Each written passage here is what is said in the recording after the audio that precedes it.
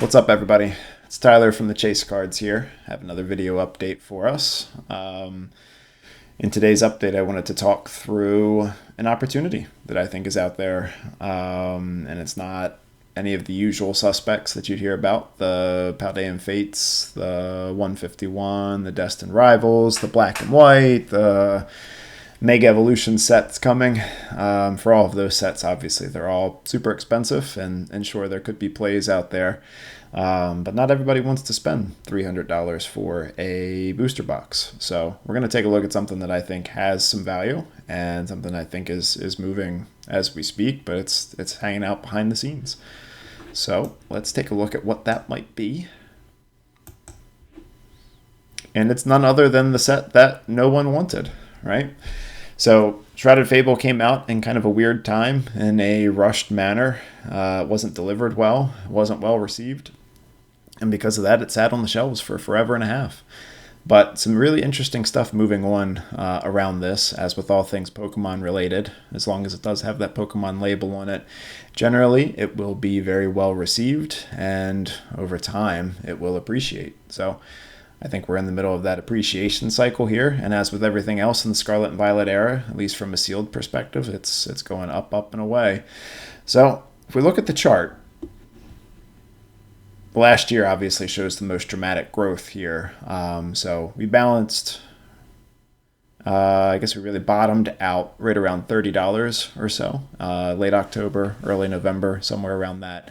But just 9-10 months later, you can see the highs that we're up to now at $70 for an ETB. Most recent sale is floating, 60s, mid 60s. But you can see that clear trend is moving up. So in 10 months, we've essentially doubled our value in a set was pretty readily available there for a while. Looking at the other products here, the booster bundle, again, you see growth. Really big growth here, actually moving from the mid 30s up into the low 40s. If you look back over the last month or so, you can see we've gone up about $6 from the low point. Going in the 3-month section, you can see we're entered the 3-month section right about $37, $38, now sitting at $42. Interesting stuff to note on the cards itself, though. Everyone probably remembers the Persian as being the top card for this set. The Persian, actually, though, isn't even the most expensive card in this set. The Earthen Vessel, I think for a long time, was the number 2 card, or maybe 2 or number 3 in terms of most expensive. But as you can see here, Earthen Vessel is the top price card here. Basic Energy, Darkness is the second one. Even the Pheasantipede has gotten ahead of the Persian. When we look at these cards, though, the price trends follow along with what we're seeing over that kind of summertime slowdown for a lot of the modern singles for the Scarlet and Violet era.